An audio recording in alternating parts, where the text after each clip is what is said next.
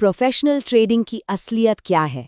आज हम इसी सवाल का जवाब ढूंढेंगे, वो भी एक 19 साल के अनुभवी ट्रेडर राजन ढल के नजरिए से। उनका मानना है कि एक सफल ट्रेडर बनने का राज किसी मुश्किल स्ट्रैटेजी में नहीं, बल्कि कहीं और ही छिपा है। तो चलिए इस पहेली को सुलझाते हैं। जरा सोचिए, एक ट्रेडर जो $30 मिलियन से ज्यादा मैनेज कर रहा है, वो ये कहता है कि उसकी स्ट्रैटेजी इतनी इतनी सिंपल है कि एक बच्चा भी उसे कर सकता है। सुनने में ये बात थोड़ी अजीब लगती है ना, लेकिन उनका दावा यही है कि असली खेल स्ट्रैटेजी का है ही नहीं। और यहीं पे सबसे बड़ा सवाल खड़ा होता है, भई अगर कामयाबी की चाबी इतनी ही आसान है, तो फिर क्यों 90% से ज्यादा ट्रेडर्स मार्केट में अपना पैसा गवा देते हैं? अगर प्रॉब्लम स्ट्रैटेजी में नहीं है, तो फिर असली वजह क्या है?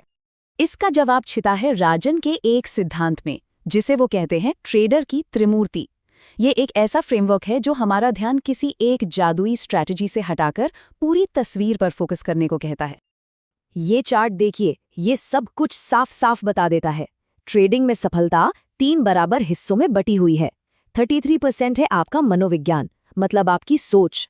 33% है आपका रिस्क मैनेजमेंट, यानी अपने पैसे को बचाने का तरीका। और बाकी का 33% है आपकी स्ट्रैटेजी। अब ज्यादातर लोग क्या करते हैं, वो अपना 100% टाइम सिर्फ स्ट्रैटेजी पर लगा देते हैं, जबकि वो इस पजल का सिर्फ 1/3 हिस्सा है। तो चलिए सबसे पहले और सबसे जरूरी पिलर की बात करते हैं, साइकोलॉजी। अक्सर लोग सोचते हैं कि बाजार चार्ट्स और नंबर्स का खेल है, लेकिन असल में असली बाजार तो हमारे अपने दिमाग के अंदर है। ये एक दिमागी जंग का मैदान है।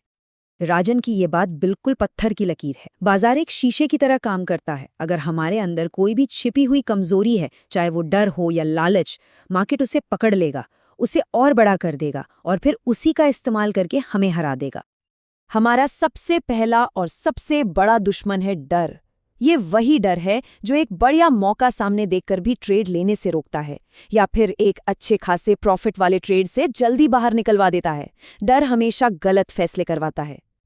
और जहां डर खत्म होता है, वहां से शुरू होता है लालच। ये हमें अपने ही बनाए हुए रूल्स तोड़ने पर मजबूर करता है। ज्यादा कमाने के चक्कर में हम जरूरत से बड़ा रिस्क ले लेते हैं, या फिर एक प्रॉफिट वाले ट्रेड को तब तक होल्ड करके रखते हैं जब तक वो लॉस में न बदल जाए। फिर आती है अधीरता, मतलब इम्पेशेंस। ये वो कीड़ा है जो हमारी अच्छी भली स्ट्रैटेजी को काम करने का मौका ही नहीं देता। हम सेटअप बनने से पहले ही ट्रेड में कूद जाते हैं, या फिर अपने टारगेट तक पहुंचने से पहले ही निकल जाते हैं। और आखिर में शायद सबसे खतरनाक दुश्मन, हमारा अहंकार, हमारा ईगो। जब हम किसी लॉस के लिए मार्केट को, ब्रोकर को या किसी और को दोष देने लगते हैं, तो समझ लीजिए कि हमारा ईगो हम पर हावी हो गया है। और जिस दिन कोई सीखना बंद कर देता है, उसी दिन से वो हारना शुरू कर देता है। तो सवाल ये है कि इन सारे दिमागी दुश्मनों से लड़ने का हथियार क्या है? वो है इमोशनल इंटेलिजेंस, मतलब प्रेशर में भी शांत रहना, अपने रूल्स पर टिके रहना और अपनी भावनाओं को फैसलों पर हावी न होने देना।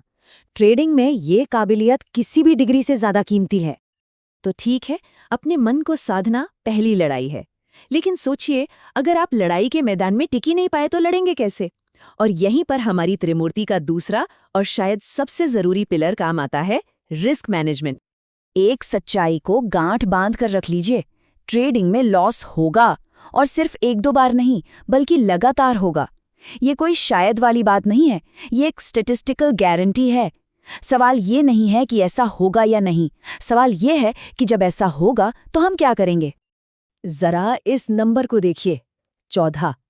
इसका मतलब है लगातार 14 ट्रेड्स में नुकसान। सोचकर देखिए कि ये हमारे कॉन्फिडेंस और हमारे ट्रेडिंग अकाउंट के साथ क्या करेगा। डेटा बताता है कि बेस्ट सिस्टम्स में भी ऐसा हो सकता है। क्या हम इसके लिए मानसिक रूप से तैयार हैं? ये सवाल हर किसी को खुद से पूछना चाहिए। मान लीजिए हर ट्रेड पर 1% का रिस्क है, तो 14 लगातार लॉस का मतलब है अकाउंट में सीधा सीधा 14% की गिरावट। क्या इतना बड़ा झटका सहने के बाद भी कोई बिना डरे, बिना घबराए अपने प्लान पर टिका रह सकता है?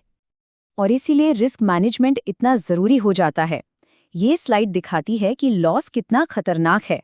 अगर 10,000 पर 50% का लॉस हुआ तो बचते हैं 5,000। अब उन 5,000 को वापस 10,000 बनाने के लिए 50% का रिटर्न काफी नहीं है। अब पूरे 100% का रिटर्न चाहिए। इसीलिए कहते हैं पैसा कमाने से ज्यादा जरूरी है अपना पैसा बचाना। तो हमने मन को साध लिया, रिस्क को भी समझ लिया। अब आते हैं त्रिमूर्ति के आखिरी पिलर पर, यानी स्ट्रैटेजी पर। लेकिन इसे समझने का सबसे अच्छा तरीका है एक एनालिस्ट और एक ट्रेडर के बीच का फर्क समझना।